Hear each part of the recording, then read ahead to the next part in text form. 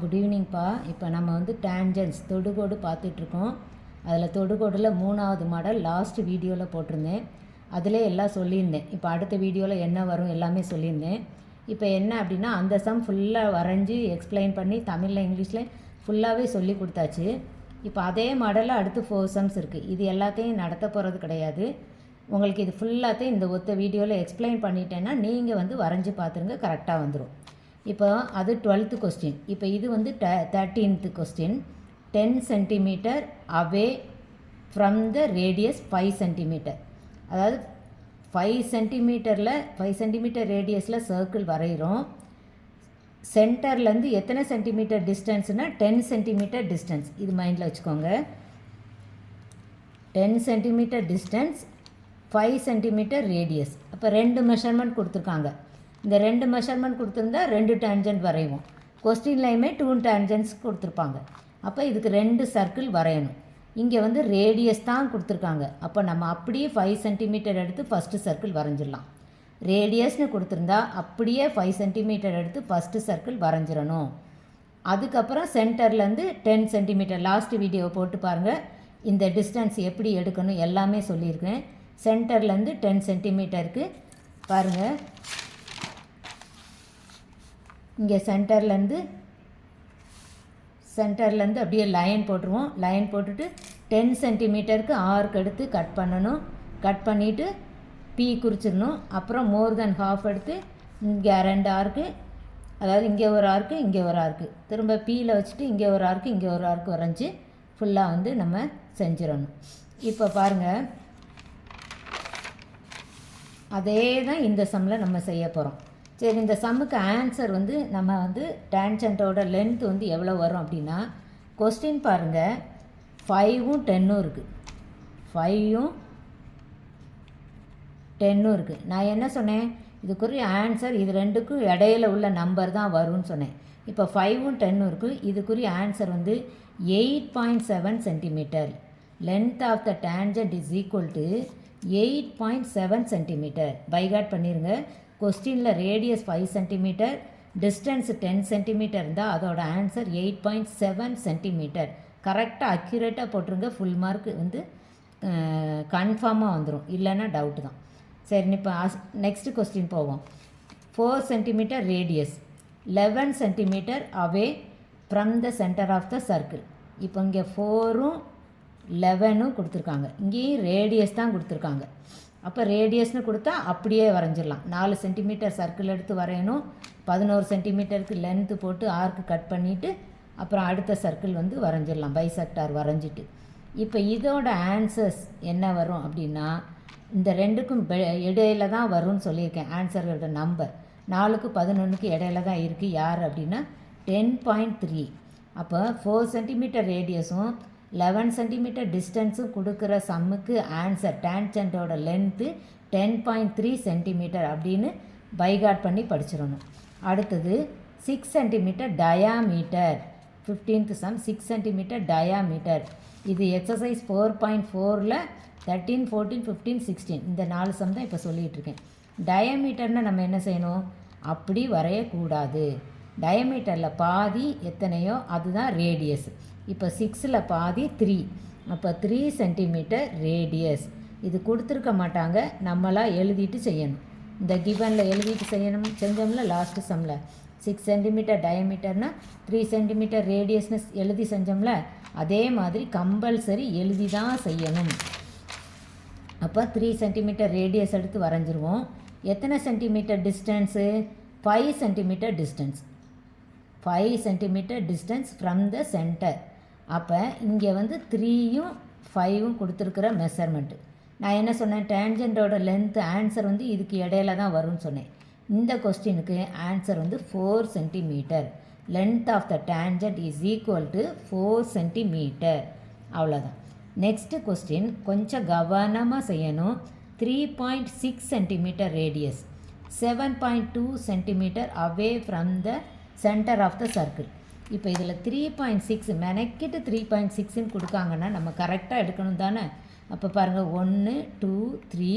இந்த 3க்கு அப்புறம் குட்டி கோடாக இருக்குல்ல, அதில் 6வது குட்டி கோடு தான் 0.6 இந்த இடம். ஆறாவது குட்டி கோடு தான் 0.6. கரெக்டாக எடுத்து சர்க்கிள் போடணும். அதே மாதிரி அடுத்தது அளவு 7.2 சென்டிமீட்டர். இது ரேடியஸ் தான், அதனால் அப்படியே வரைஞ்சிடலாம். 7.2 பாருங்கள், 7 இருக்குது, அதுக்கடுத்து ரெண்டாவது குட்டி கோடு. முதல்லேருந்து பார்க்குறோம் 7 இருக்குது, 7லேருந்து ரெண்டாவது குட்டி கோடு தான் 7.2 சென்டிமீட்டர். எடுத்து சர்க்கிள் போட்டு வழக்கம் போல் எக்ஸாம்பிள் மாதிரியே நம்ம வரைஞ்சி முடிச்சிட்டோம் அப்படின்னா நமக்கு 2 டேன்ஜென்ட்ஸ் கிடைக்கும்.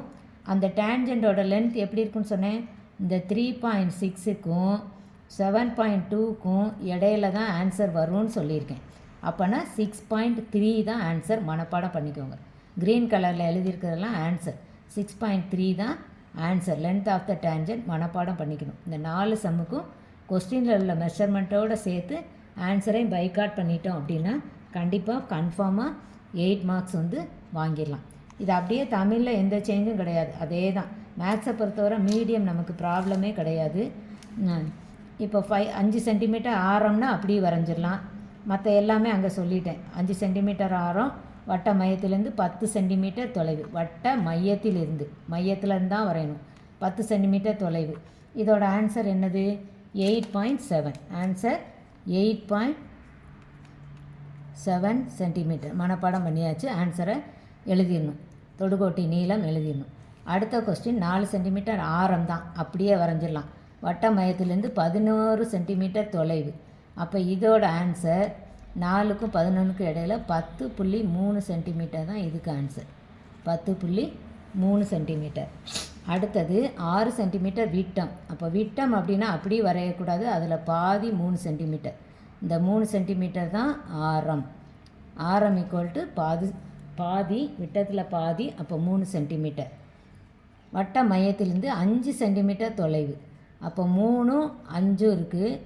ஆன்சர் வந்து இதுக்கு வந்து 4 சென்டிமீட்டர். 4 சென்டிமீட்டர். தொடுகோட்டி நீளம் 4 சென்டிமீட்டர்.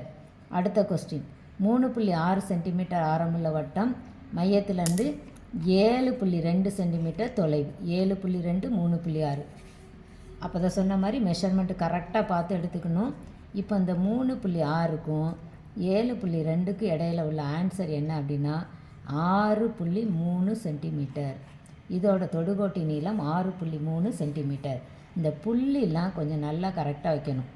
36 மாதிரி போட்டுறக்கூடாது, 72 மாதிரி போட்டுறக்கூடாது, 63 மாதிரி போட்டுறக்கூடாது. அப்போ 6.3 எல்லா இடத்துலையும் எங்கெல்லாம் எழுதுகிறோமோ அங்கெல்லாமே புள்ளி கரெக்டாக வைக்கணும். அப்போ தான் வந்து நம்ம போட்டிருக்கிற சம் வந்து கிளியராக இருக்கும். வேறு எதுவும் டவுட்னா கமெண்ட்டில் போடுங்க, சரி பண்ணிக்கலாம். கண்டிப்பாக இந்த டேன்ஜென்ட் வந்து 9 சம்ஸ் நடத்தியிருக்கிறேன். இந்த 9 சம்ஸில் வந்து ஒரு சம் வந்து எல்லா கொஸ்டின்லேயும் வரும். ஆல்ரெடி நம்ம சிமிலர் ட்ரையாங்கிள் முடிச்சிட்டோம். இப்போ இது டேன்ஜென்ட்ஸும் முடிச்சிட்டோம். என்னை பொறுத்தவரை ஜாமெண்ட்ரி வந்து கம்ப்ளீட்டட். ஏன் அப்படின்னா இன்னொரு மாடல் ட்ரையாங்கிள் மாடல் இருக்குது. நமக்கு மொத்தம் 3 மாடல் இருக்குது ஜாமெண்ட்ரியில். 3 மாடல்ஸ் இருக்குது. சிமிலர் ட்ரையாங்கிள், 1வது சிமிலர் ட்ரையாங்கிள், 2வது டேன்ஜென்ட், 3வது ட்ரையாங்கிள்ஸ் இருக்குது. ஆனால் நம்ம என்ன பண்ணணும் அப்படின்னா 3ல் நமக்கு திஸ் ஆர் தேட் கொஸ்டின் தான். திஸ்ஸு ஆர் தேட்டு அப்படி தான். அதாவது ஆர் சாய்ஸில் தான் கொஸ்டின் வரும். அப்போ நமக்கு 2 ஜாமெண்ட்ரி கண்டிப்பாக கொடுக்கணும். அதான் ரூல், கம்பல்சரி 2 ஜாமெண்ட்ரி கொஸ்டின் வந்து கொடுக்கணும். அப்போ 2 ஜாமெண்ட்ரி கொஸ்டின் கொடுக்கணும்னா 3ல் கண்டிப்பாக 2 வரும்ல. அந்த 2ல் 1 நம்ம 2 மட்டும் படிச்சிருக்கோம் அப்படின்னா அந்த 2ல் 1 நமக்கு கண்டிப்பாக தெரிஞ்சது தானே இருக்கும். அதனால் நம்ம என்ன பண்ணிக்கலாம், ஒரு மாடலை கம்ப்ளீட்டாக ஒமிட் பண்ணிக்கலாம். அப்போ நம்ம ஒமிட் பண்ணுறது எந்த மாடலில் ஒமிட் பண்ணிக்கலாம் அப்படின்னா அந்த இன்னொரு சிமிலர் ட்ரையாங்கிள் இல்லாமல் வேறு ட்ரையாங்கிள் இருக்குல்ல, அந்த சம்மை வந்து நம்ம என்ன செஞ்சுக்கலாம், ஒமிட் பண்ணிக்கலாம். அப்போ ஏன்னா அதில் 4 மாடல் இருக்குது, அது திரும்ப படிக்கிறது இன்னும் டைம் எடுக்கும். அதுக்கு பேர் வந்து construction of triangle. Construction of triangle. இதை வந்து வேண்டாம், இதை வந்து ஒமிட் பண்ணிக்கிட்டோம்னா இதில் வரைஞ்சிடலாம். என்னது, சிமிலர் ட்ரையாங்கிள், அடுத்தது டேன்ஜென்ட். இதில் 6 சம்மு, இதில் 9 சம், டோட்டலாக 15 சம்ஸ் படித்தாலே போதும், 8 மார்க் உறுதி. சிமிலர் ட்ரையாங்கிள் 6 சம், டேன்ஜென்ட்டில் 9 சம்மு, டோட்டலாக 15 சம். இந்த 6 சம்மில் கூட 2 மாடல் தான். 2 மாடல் தான். ஒரு மாடல் வந்து 2/3, லெஸ் தேன் 0ன்னு இருக்கும். இன்னொன்று 7/5 கிரேட்டர் தேன் 0. இது ஒரு மாடல், இது ஒரு மாடல். இப்போ இந்த லெஸ் தேன் 0 மேலே 2 சின்ன நம்பர், கீழே பெரிய நம்பர் இப்படி இருந்துச்சுன்னா எப்போயுமே கீழேருந்து மேலே போவோன்னு அர்த்தம். அப்போ எத்தனை ஆர்க்கு கட் பண்ணணும் அப்படின்னா இந்த மாதிரி வரைஞ்சிட்டு இப்படி லைன் போட்டுட்டு இருக்கிறதுலே மேக்ஸிமம் நம்பர் எதுன்னு பாருங்கள், அத்தனை ஆர்க்கு கட் பண்ணணும். இப்போ இங்கே 3ன்னா மேக்ஸிமம் ஆர்க்கு வந்து 3 கட் பண்ணணும்.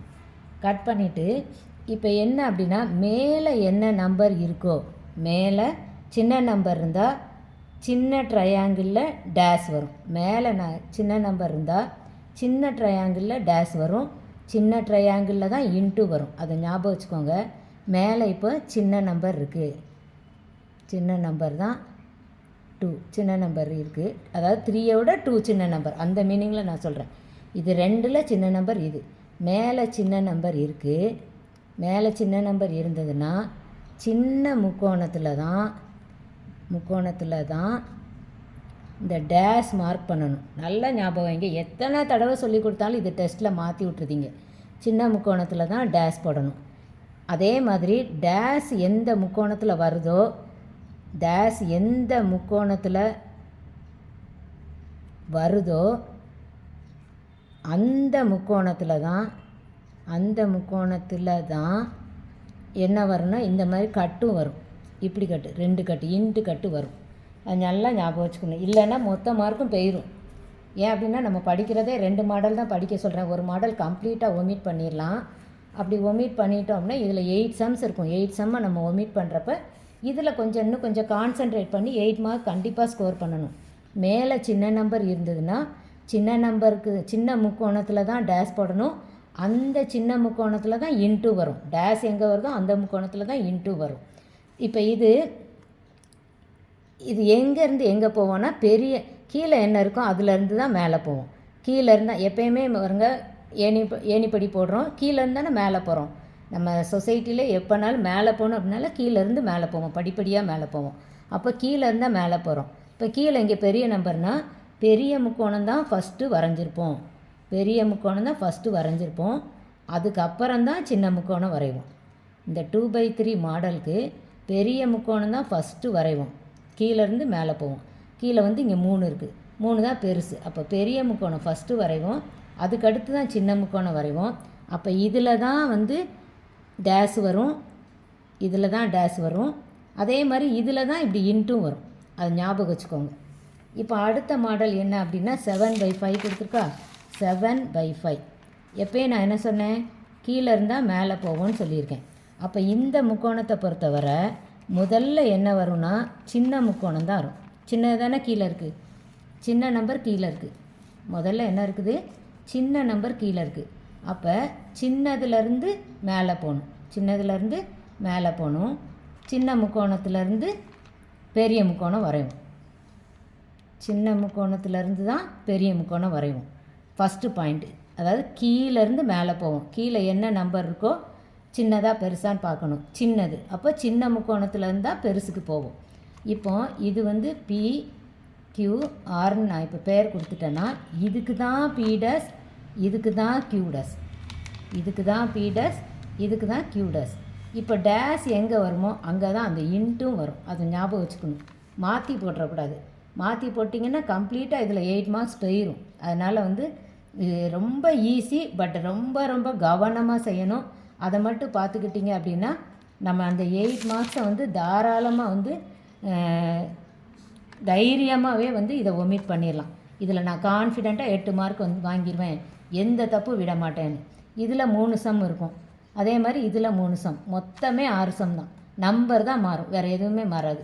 திரும்ப ப்ராக்டிஸ் பண்ணிட்டோன்னா போதும். வேறு எதுவும் டவுட் அப்படின்னா கமெண்ட் செக்ஷனில் போடுங்க. Thank you, all the best, God bless you.